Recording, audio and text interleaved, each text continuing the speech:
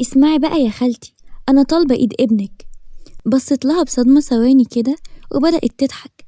أنا عارفة إنه يا بنتي لوح، بس مش للدرجة دي يا أسيل. والله بقى للدرجة دي يا خالتي، لقد انتهت حلول العالم على الآخر يعني. ده أنا مشيت في الشارع أوزع بونبوني على الناس وأقول لهم يدعولي أتجوزه. أنت متخيلة؟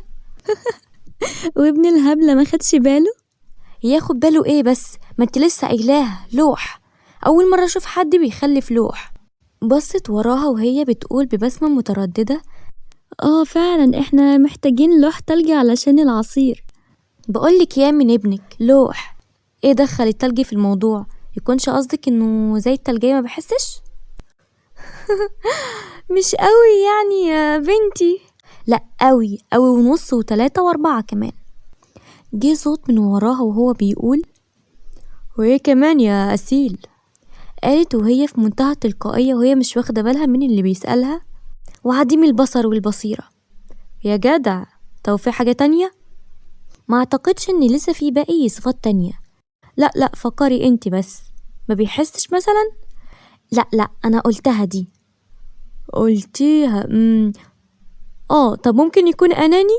ممكن ما بيحسش غير بنفسه. خالتي، اوعي تقولي لي ان اللي ورايا ده يبقى ابنك. ها؟ مين؟ سي مرسي؟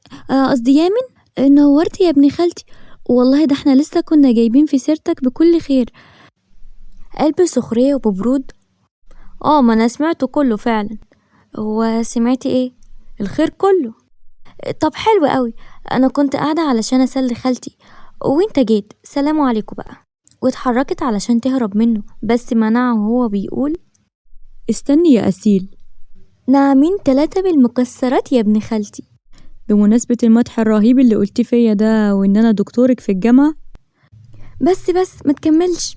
اعتبري نفسك شايلة المادة، صح؟ لا، اعتبري نفسك شايل عيالنا. نعم.